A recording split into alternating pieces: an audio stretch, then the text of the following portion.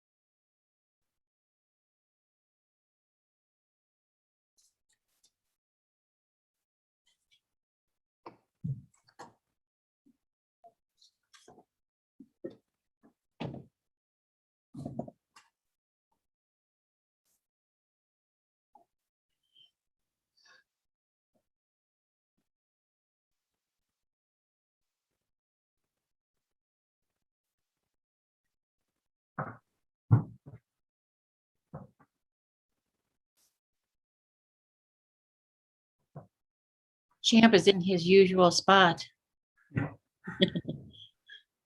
That's He is where a I, lazy boy. that's where I want to be.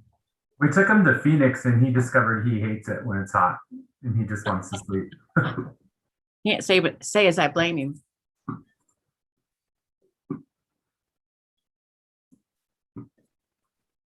Did you guys drive down? We did. It was just a little bit long. It wasn't terrible, but And how it's long did kind it of a take pretty you? drive too. How long did it take you? Like 13 hours, but we stopped a lot for the dog and the kids. So I think we could have gone a little faster.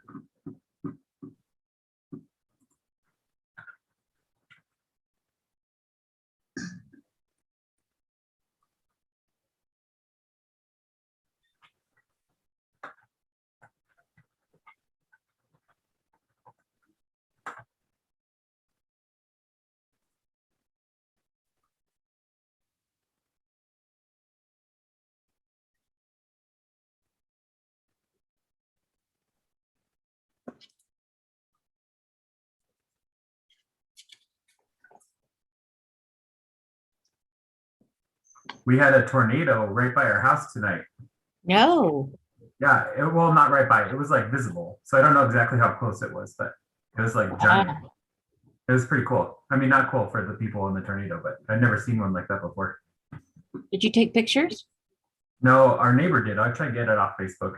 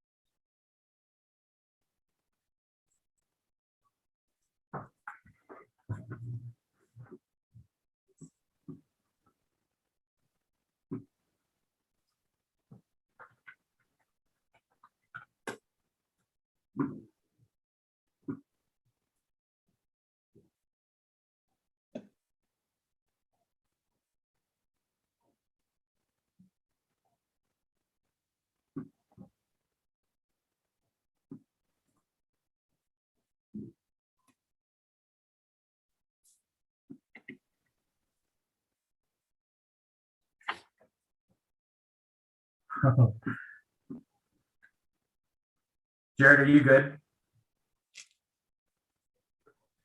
Yes, it was set up to be Michael Davenport, so I was confused as to exactly what was going on. But yes, I'm good. Thank you. Okay.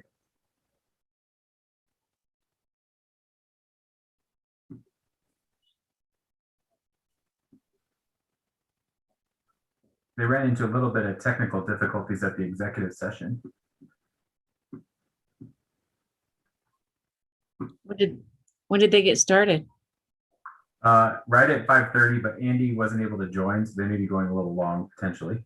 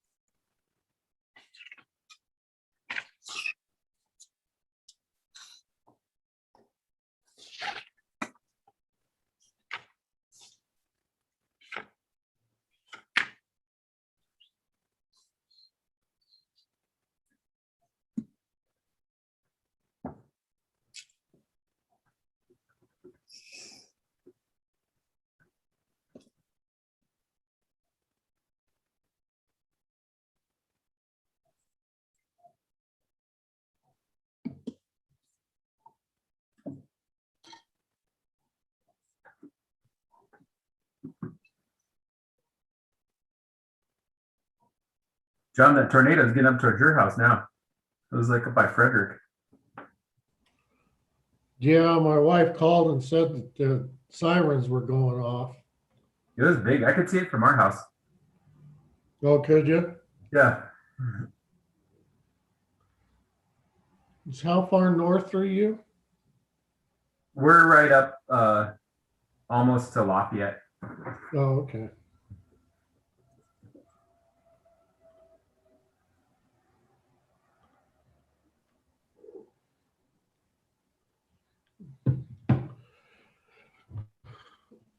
So even an hour wasn't enough time for their meeting, huh? Those executive sessions just get longer and longer. Longer and longer and more frequent. Yeah. I think we've had them the last 3 weeks.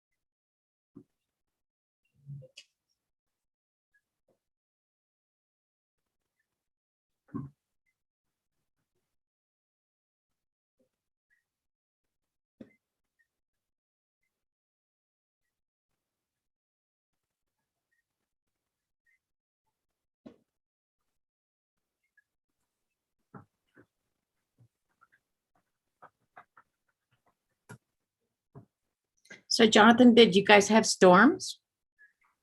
No, it was a little bit raining in Genesee, but not bad. And then Golden had some lightning. And then by the time I got up here, it was nice again. So it must be out east or northeast or wherever that is. Looks like there's a bigger one heading up to Cheyenne. Bigger storm. Hopefully everybody stays safe.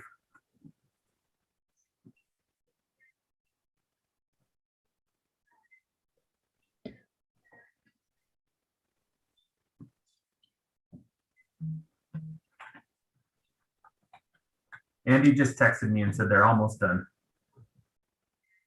That means the next half hour. Yeah.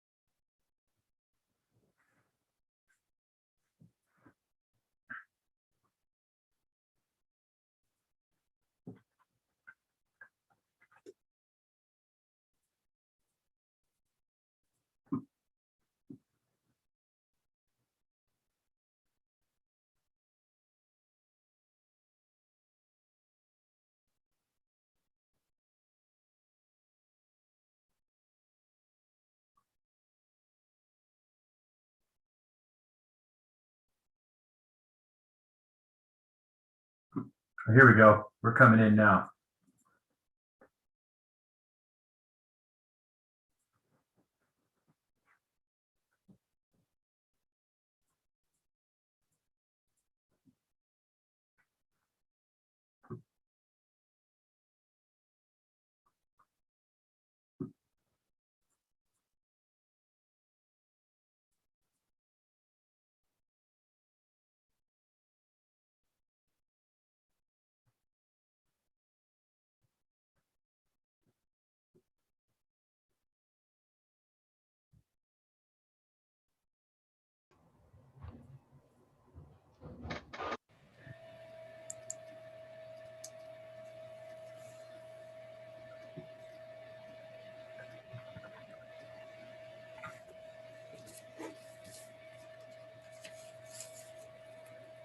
Is that your background, John Kane?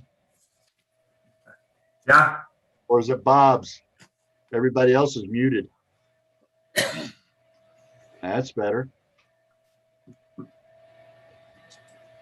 Yeah, you're getting some kind of feedback or something. And we don't have Andy yet. He was going to try to restart his computer to see if he could get it to work a little better. So he should be just a minute or two. Okay. We're going to go ahead and get started. It's 6:42. This is going to be our work session. We're a little bit late, but we will get going here.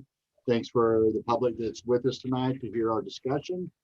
This will be amongst city council. If there's questions that I don't see anything on here that we would actually want to ask the public, but we may have something with our city clerk changes that we can discuss with Diane. Thank you, Diane, for being with us tonight. All right, we will start with the reenacted gunfights. So this kind of started out last year that the Wild Bunch wanted to do this. And there was some concerns from several council members about, with our the way that our environment is with the violence that's going on, the mass shootings at schools, mass shootings at grocery stores. One, our neighbor, if you will, Boulder, not too long ago. So we decided that with all that going on, we just asked the Wild Bunch not to do the gun show last year. And the other reason for that was we weren't in any position with COVID to have that type of gathering. And we felt that if they were out there doing something like this, then there would be gathering.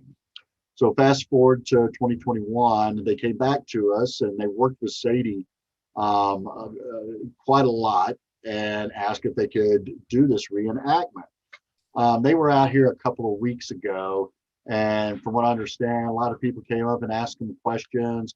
A lot of people took pictures with them and enjoyed having their presence out there.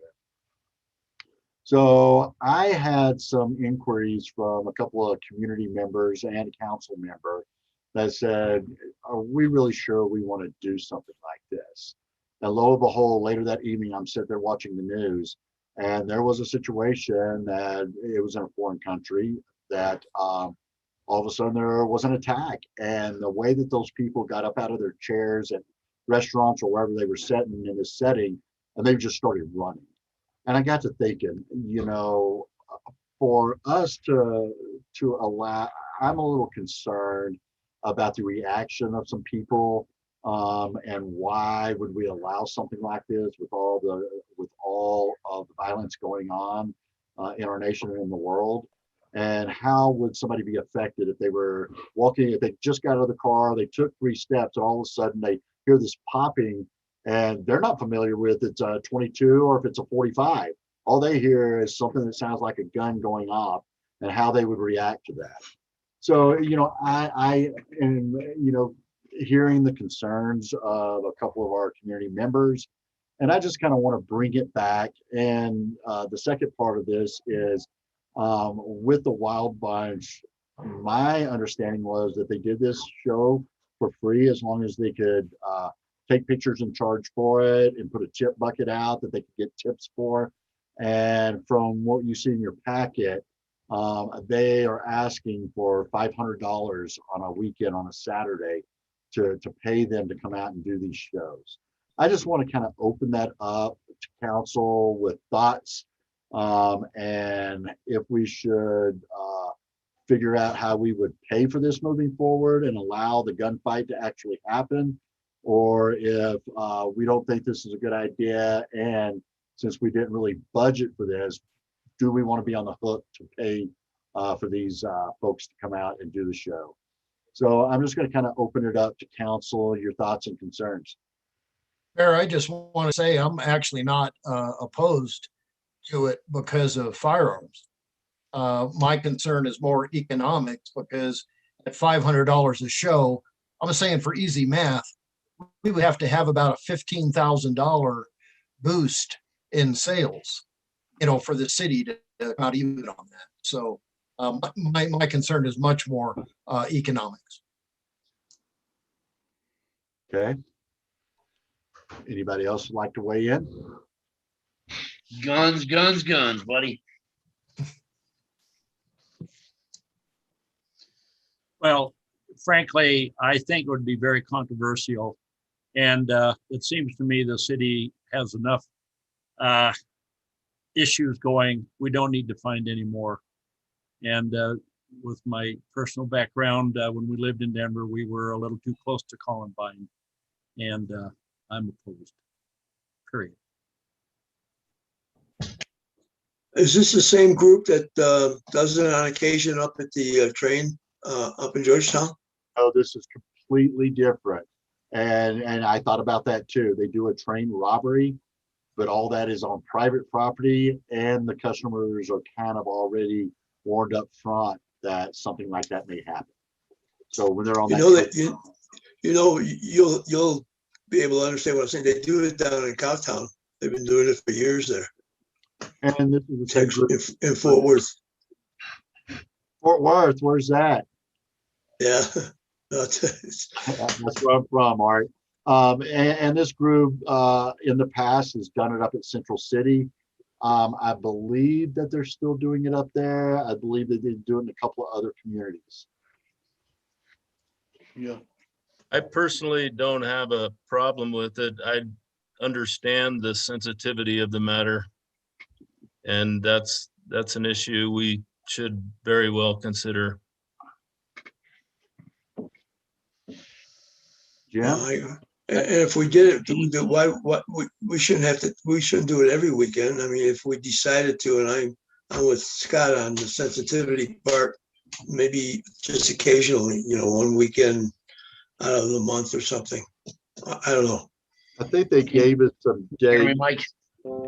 Yeah. I'm Yeah, sorry. go ahead. Yeah, go ahead. I didn't mean to run you over, sir. No, go right ahead. I took 100 respect everybody's views and opinions on this too, but it has been, always will be our Second Amendment right. It's not the 10th, 20th, the 50th. It's what it is, and I agree. It's an open discussion for a huge controversial thing, but aside from a mass shooting, these are old school. These are where we came from. Our heritage in the West of old school gun fighting. I mean, I understand the sensitivity of it. I respect Councilor Pennell, Art, everybody, Bob Bowen, and also Chuck, everybody's opinions on this. But guys, it is what it is, man. And this is still America. And I think we need to respect our history, our heritage. And if they want to have gunfights, then that's part of our history. We shouldn't condemn anything that says, well, it's got a gun in it. We shouldn't be a part of that. That's wrong. That's my take on it. So. Well said. I don't disagree with you on that at all. Jimmy, I was just saying about the sensitivity with society now, but I agree with you on the historian part of it. I really do. Okay, so as Chuck had mentioned the financial part of it, and paying them $500 a week. I'm looking at, there's some dates to check. Now we're still doing shows in Central City, but these days so they have dates. Did our first show for free. So, so it'll be 4 shows on a Saturday. What do we think about the $500 fee to have them do this? And I guess the other question is, if the chamber steps up and pays them to bring them in, then how do you feel about that? Because we kind of have 2 options.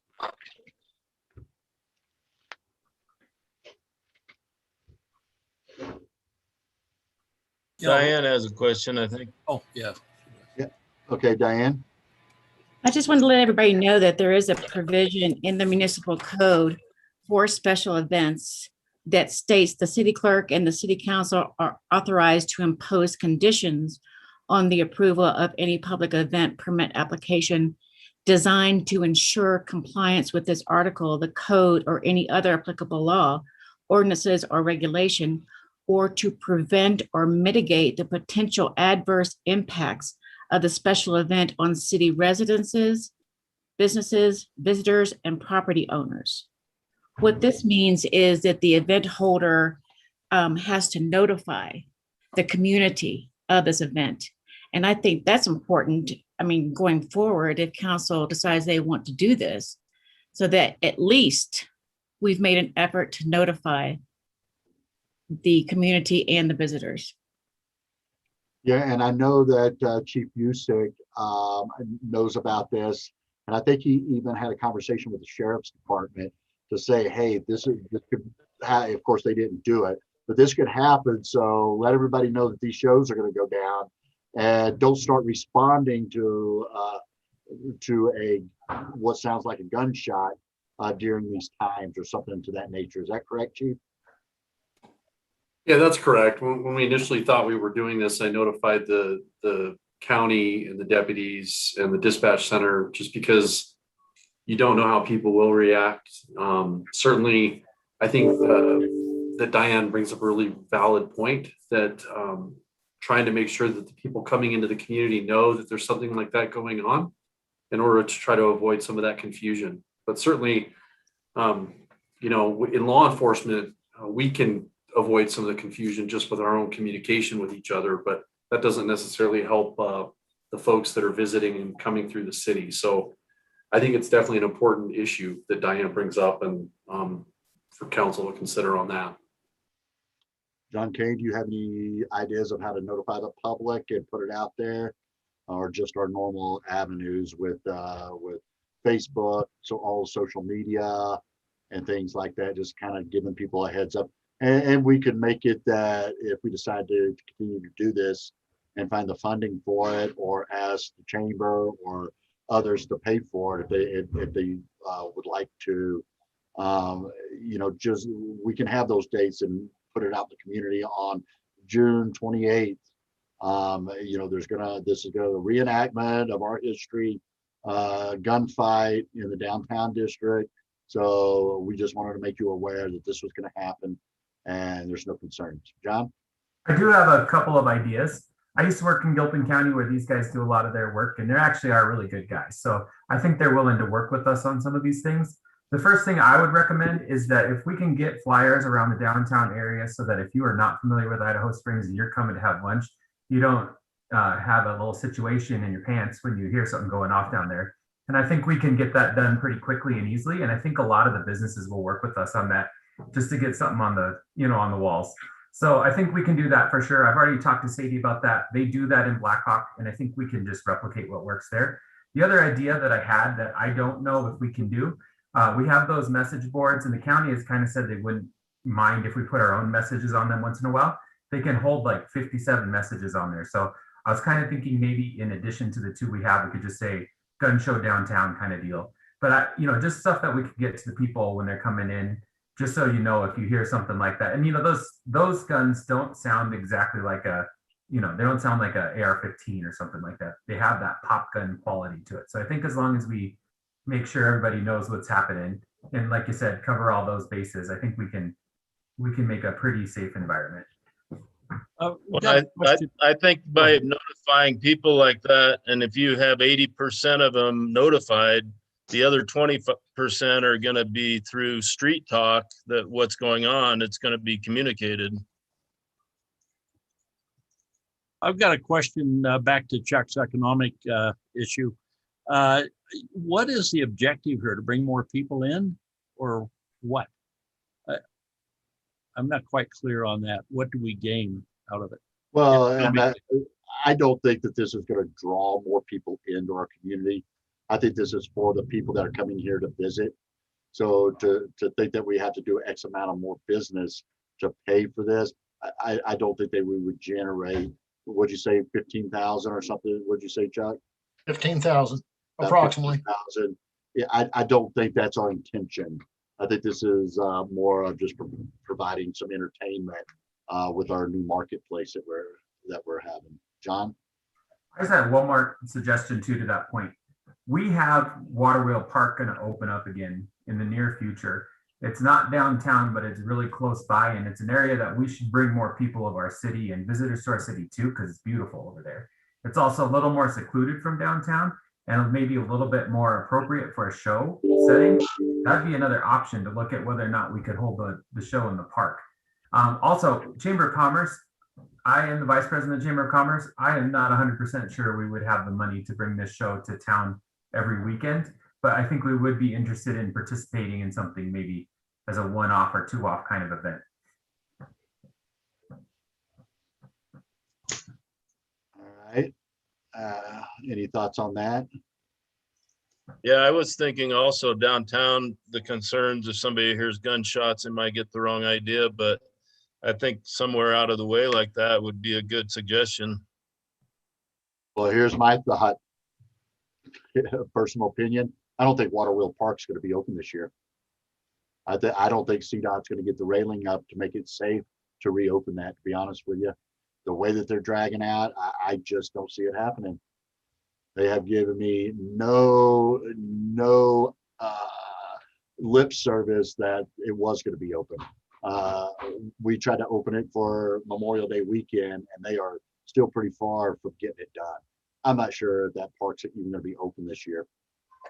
And it's unfortunate because that is something that they helped us create and develop it for our visitors to our community. I think that could be a great idea to do that. I'm just not confident that that Waterwheel Park's going to be open this year.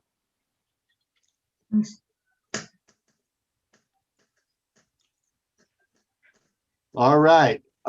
So I'm sure that we will probably have somebody in our community that says the parking revenue should pay for this. But I think our promise with the parking revenues was to do improvements to our downtown, not to pay for the entertainment. So it sounds like that everybody's still okay with allowing them to do this. I think we ought to task what do they call themselves, John?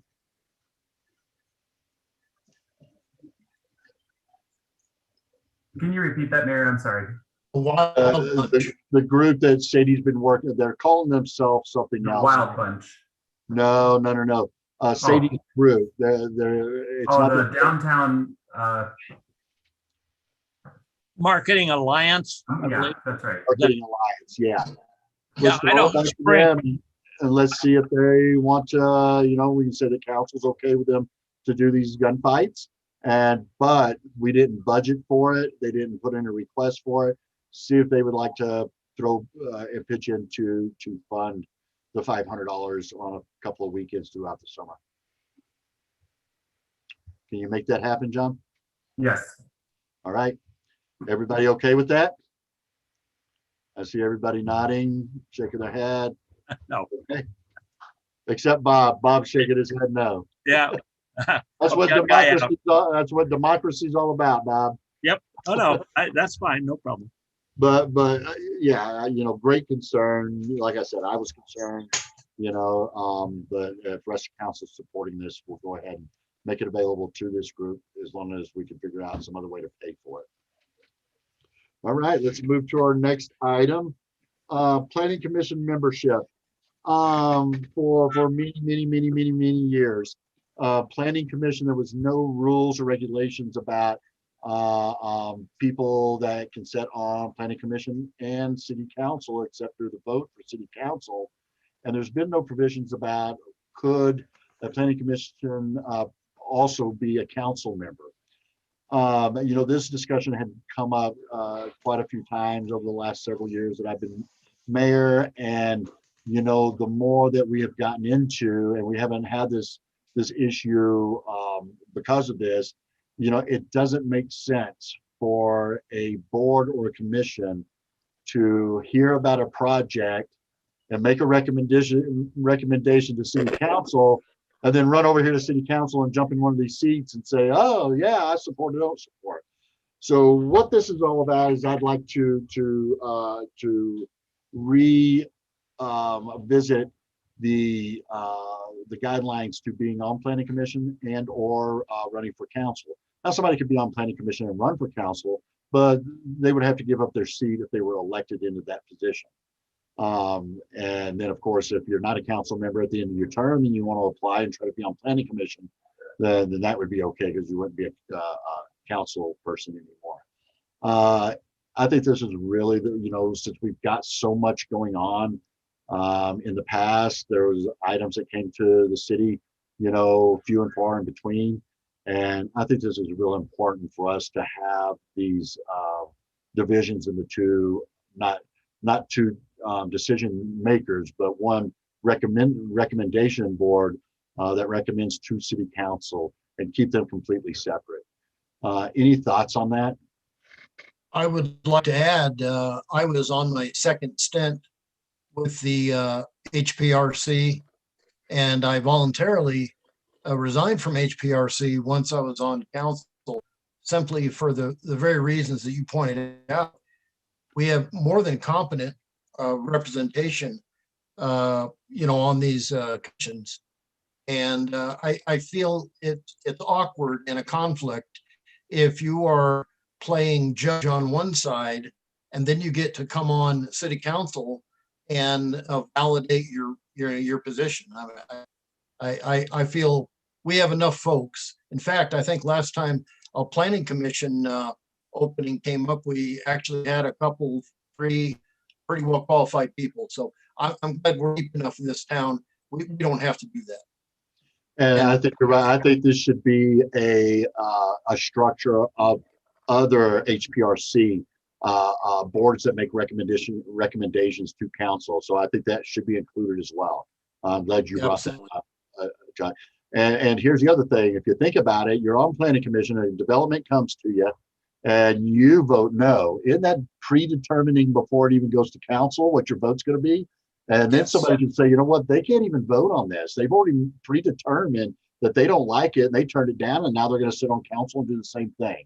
So It really runs into some conflicts that I don't think we or future council should put themselves into. So with Mayor. Oh, yes, sorry. Carmen? Yeah, go ahead, Carmen. Sorry, I'm still here by audio, everybody.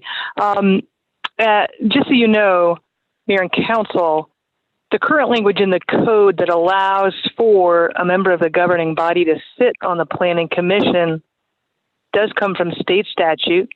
So the statute sort of sets that as a default rule for statutory cities, but it allows for you to change that rule. And that's what you're talking about tonight.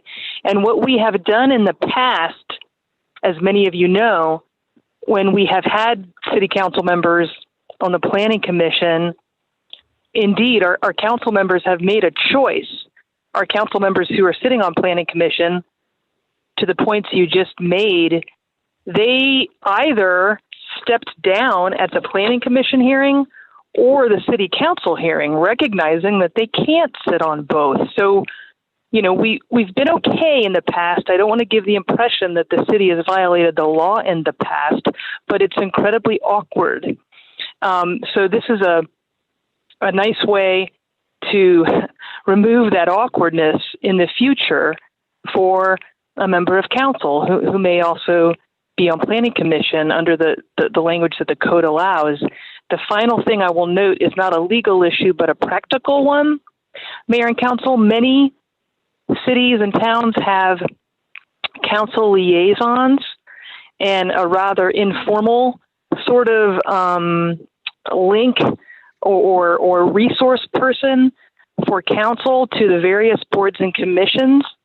And that council liaison or partner, whatever you want to call that person, if you choose to do this, could be someone who goes to those board and commission meetings when there's not a hearing, like, when there's not something that's going to come to council, and clue that board or commission into what's going on with council and vice versa, right? And be sort of a conduit between the council and the board and commission. You can still do something like that, even if you cut out this.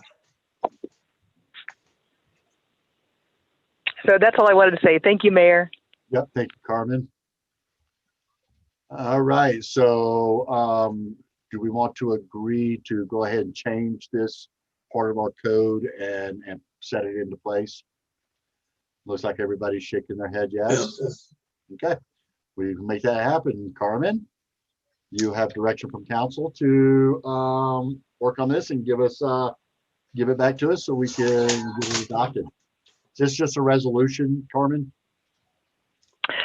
No, Mayor, this will be an ordinance, so we'll get that to you right away. Okay. All right. Okay. Any other questions on this item for myself or Carmen? All right. Let's move down to our city clerk changes. In our packets, we received some background from Carmen, and I'm sure that Diane had a lot of input on this as well. In over several elections, we have tried to change our city clerk position to an appointed position instead of an elected, with some concerns that I think is very valuable. We've been very fortunate that Diane's been with us through over 20 years and stayed with us. Diane's ready to retire in November, and the reason that we keep putting it on the ballot to try to get it changed is the concern for the city to, by default, get somebody in here to be our city clerk that has a lot of information to learn, a lot of responsibility for the city and for city council. And, just the thought of us getting an elected clerk. Now, we could get one that's been a clerk somewhere else before and everything would be fine. But there's always that chance we could get somebody with no experience, no background, just finished high school, and is on a learning curve for at least a couple of years, with potentially other staff members that have been doing this job, supporting Diane through this job, and already have the backgrounds and the institutional knowledge to carry this position forward. I really believe this puts us in a much better situation as city as a whole, to have somebody that has the knowledge and the ability to continue the job that Diane's done so well over many years. So that's kind of the idea of this whole creating a position to handle this. We did this several years ago with our treasurer, kind of ran into the same problem. And lo and behold, the treasurer that was elected also, we create, and that treasurer didn't have an idea either. So they resigned from that position. And that's when we hired Sandy to come in and be our treasurer, or appointed treasurer. And we still by state statute have to have an elected treasurer and an elected city clerk. So we will continue that. The city clerk will be divided into two different roles and responsibilities. So with that, if everybody had a chance to read through the ordinance that Carmen crafted for us and communicated with Diane.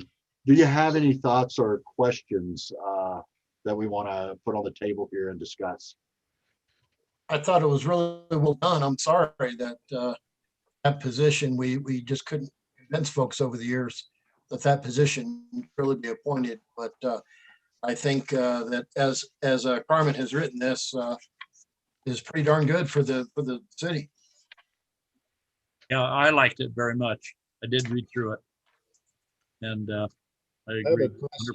100%. Who does the city clerk answer to? Is that city administrator or? So right now, Diane is considered the department head.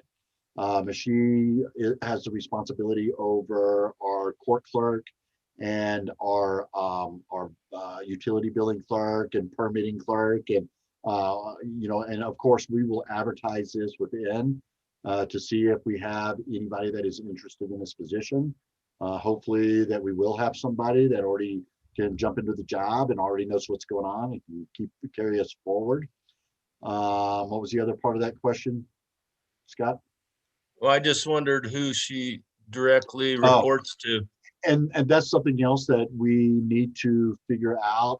But what I would suggest, it's an appointed position with the org chart reconstruction that we're talking about, that we talked about in our retreat, about how the administrator, it should be the reporting body for all the department heads and take that responsibility off of the mayor and council. Right now, the mayor is the direct report with support of the council for our department heads. I believe that the administrator reporting from the department heads is a better structure, and the duties from the mayor would still be everyday business like he's done or she's done, and without the responsibility of somebody being at work, getting a call from Andy or getting a call from Chief Busick saying, "Hey, I've got something going on. I need to speak with you now." And we know that with the elected mayor, there's going to be there could potentially be somebody that has a job, and this is a second position that they hold, wanting to do best for the city, but their time is restricted. So that's kind of what my vision and direction that I would see us organizational chart and reporting. And Mayor, may I add to that? Sure. Sorry, I just wanted to say, good question, Councilor Pennell. And what is contemplated as you make this shift is, this ordinance really, I got a little feedback there, sorry. This ordinance really achieves the paring back of the duties under the code of the elected clerk.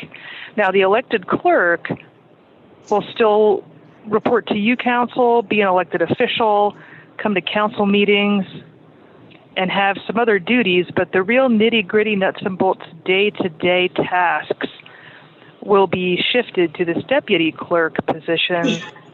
That deputy clerk will probably report to Andy, although quite frankly, that's up to you, mayor and council, and the real laying out of a new position or a differently named position, however you decide to go about it.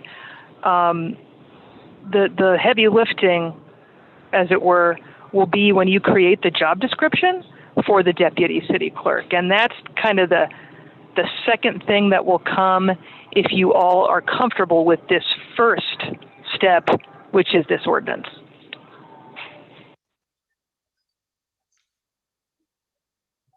Okay, any other questions, council? Yeah, I was just thinking, it's outside the realm. I'm fine with this ordinance for the clerk. I'm just thinking outside the realm, worst case possibilities sometimes, and how the structure works if someone's not doing their job well, and who that person has to answer to and things like that. It goes a little bit deep, so it's probably another discussion that we could have, or I could have outside this meeting. Okay. Technically, an elected position answers to the citizens, the voters, I assume. And the actual deputy would be more of the department head status, I assume. That's right. That's right, Councilor Bolin. Just like right now, you know, Diane, y'all can't fire Diane. She's elected, right? So that would not change in the future. What it would do, this sort of shift in duties, is, you know, as I understand the goal, make someone who is responsible for the day-to-day, the today duties, really make that person answerable to someone, and have sort of an accountability that perhaps is not there right now.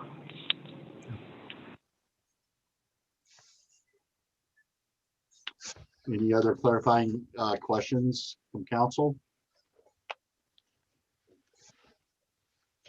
All right.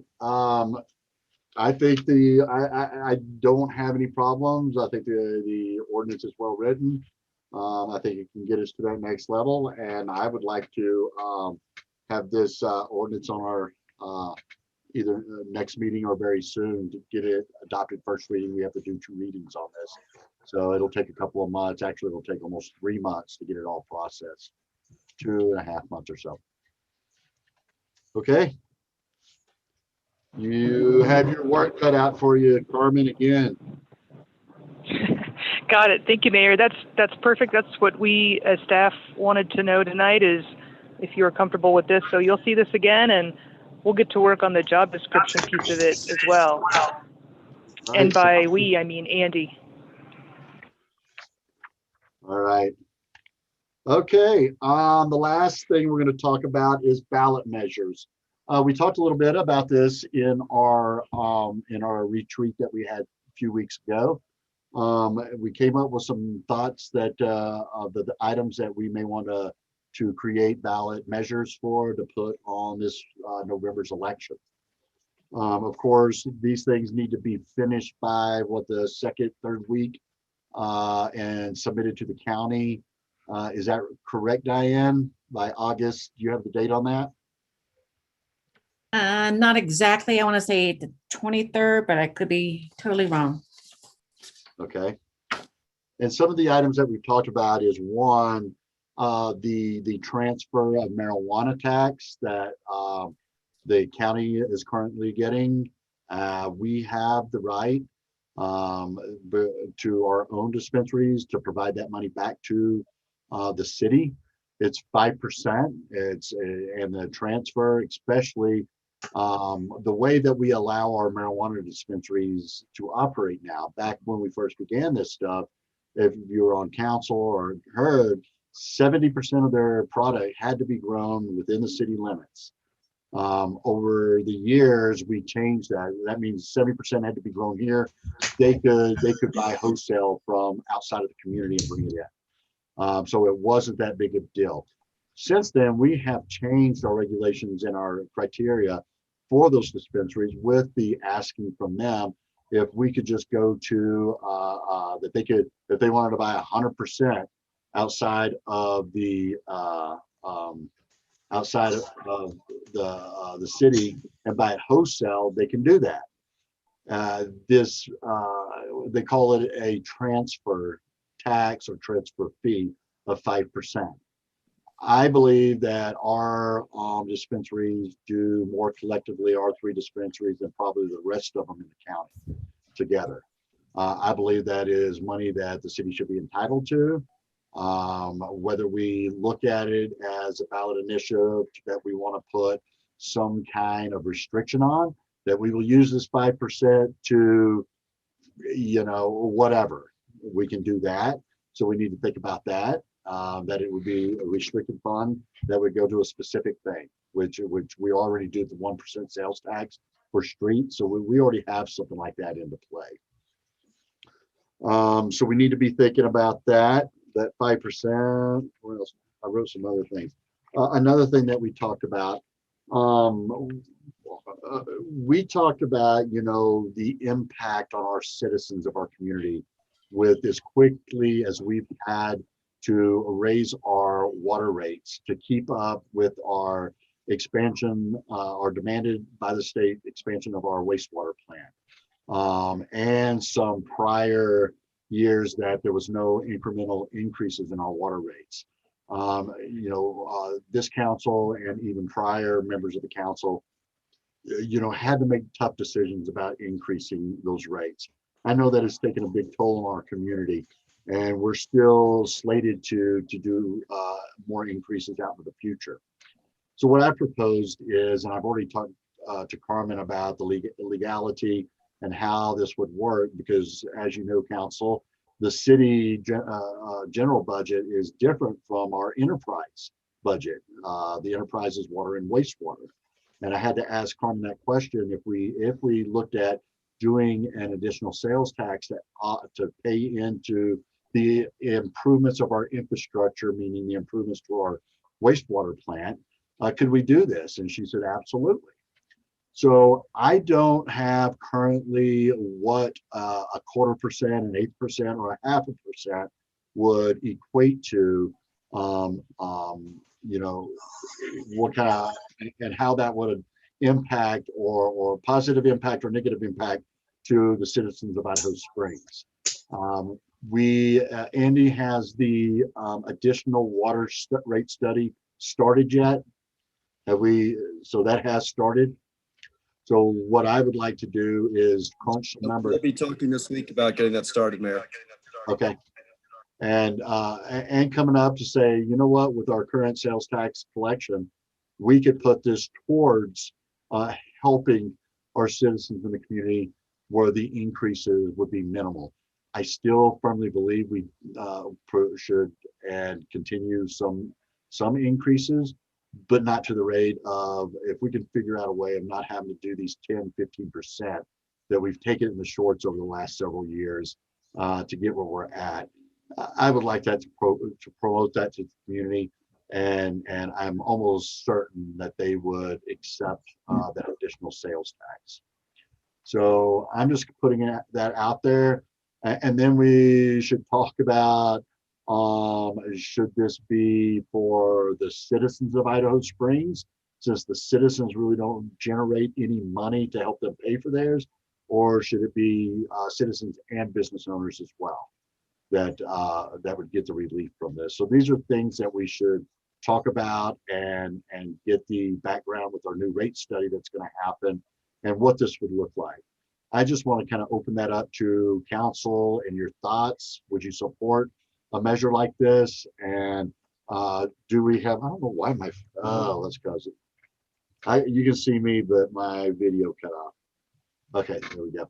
I think the community would have overwhelming support for this. It'd be one of the few tax increases that folks would really be excited about. I'd like to see the citizens and businesses all have a much better water rate if there's a way to swing it. And we say it's a water rate. What we could circle this back around to is this is an additional tax helping pay for the improvements to our wastewater plant. Yes. Instead of saying this is helping your water rates. No, we're going to offset the increases, and this is going to be to help pay for the infrastructure improvements. Art? Well, but in your opening conversation, you said that there still may be some need for minimal rate increases for the water. And I think we should do a study so that we can implement the sales tax increase if we can to cover everything and anything as far as rate increases. I don't think we can have both, or we can have a trigger in there that if X number of dollars is not raised with the sales tax, that we might be able to raise the water rates. But I don't believe, I believe we go with the sales tax. We should try to eliminate any rate increase for water rates if we can. Okay, thank you for those comments, Art. You're welcome. Anybody else?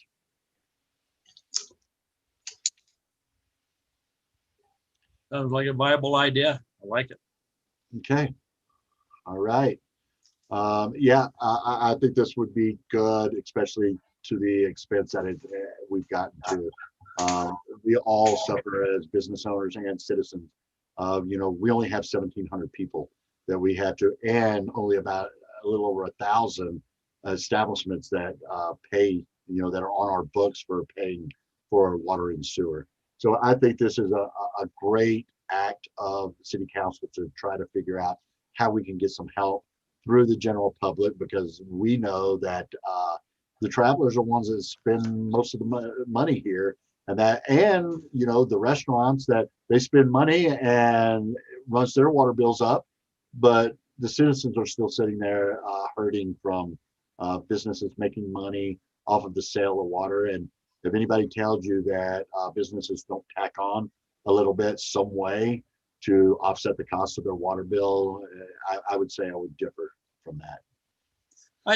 This brings to mind a question I've had for a while, and I don't know, maybe Jonathan would have an idea, or Andy, but are there any estimates as to what proportion of our sales tax revenues are paid by our citizens and what proportion others? I would think it'd be in the low single digits, but I have no idea. We don't have any way to trace that. And when we tried the 1%, when we succeeded with the 1%, I always go back to that 1%. If you spend $10,000 in taxed items in this community in a year, it costs you $100. So $100 over 12 months is $10 a month. And I don't think there's anybody except maybe Smoking Yards, myself, Marion's, that go to the grocery store and spend money on taxable items up to $10,000 a year. It just would be. No, I agree. Frankly, I think an economist could come up with a pretty good estimate. But I think it's an argument for this, that our 1,700 people compared to the literally millions. I mean, Bojo's alone, 420,000 patrons a year. Unbelievable. So the amount that our citizens pay is minuscule compared to. And here's the other thing. We understand that the county is looking at a ballot initiative for road and bridge in our community. I heard from 0.85 to up to 2%. So I'm expecting to see some sort of sales tax initiative from the county on here. Also, the state has also been talking about going after a sales tax. Also, we all know that when our government spends money like the state had to spend money over the pandemic in COVID time, there's going to have to be some way to make up that money that was spent. And this is, I firmly believe, their attempt to replenish their funds, that rightfully so, to do the things that the state is obligated to do for its citizens. So we could see that. So it looks like there could be a lot of sales tax increases on this ballot. But I think the two that we're talking about, that is local, one that will bring additional money in that we could spend it on certain things, and us working to help, looking at helping paying down our infrastructure costs for our wastewater plant. And we keep that because it's not going to be long that, and we need to figure out the language, because we do know that the water line on 103 is going to have to be replaced at some point. John Bordoni can attest to that. We actually pushed that back on our rate study to not include that into the money we needed to start collecting to make that happen. So that could be an item that we figure in there. It's going to have to be done.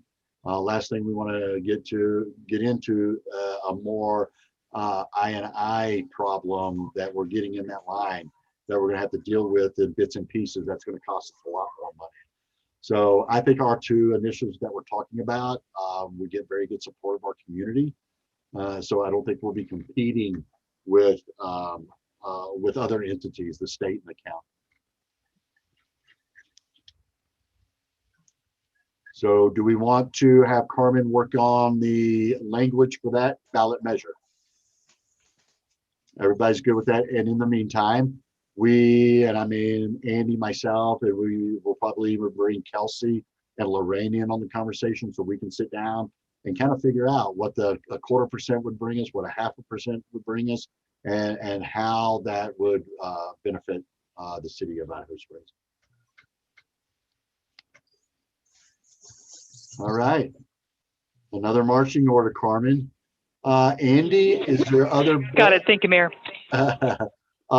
Is there any other items that we've been talking about, ballot initiative for this year? Mayor, the only other thing I can think of. Yep, you're getting feedback because you're on your phone. How about now? That's better. Is that better? Yeah. Okay, sorry about that. This is, boy, I tell you, I guess this means we have to get back to in-person meetings. I don't know. Then we've been Next getting so week. good at this. They're demons tonight. I don't know with Zoom. So the only other thing is the parking structure is, and this will become need to come back to council. Is there are going to be various funding streams that are proposed for funding the city's share of the parking structure, and then the question comes the incurring the debt to pay to build a structure, and then the debt will be paid back from those funding streams, whether it's the property owners downtown, whether it's future parking revenues or other sources of funds. So that whatever is developed there, if it is bonding, that would need to be a ballot measure as well, but that's still to be determined. And of course, that ballot measure would start out without raising your tax and no additional tax. Would the citizens of Idaho Springs accept whatever amount of debt for X amount of year or something like that? So that's kind of the way the ballot measure would read. And we're not there yet. We are working very diligently on getting those numbers crunched and coming up with the creative ideas of how the city will pay their portion of the parking deck. Thanks for that, Andy.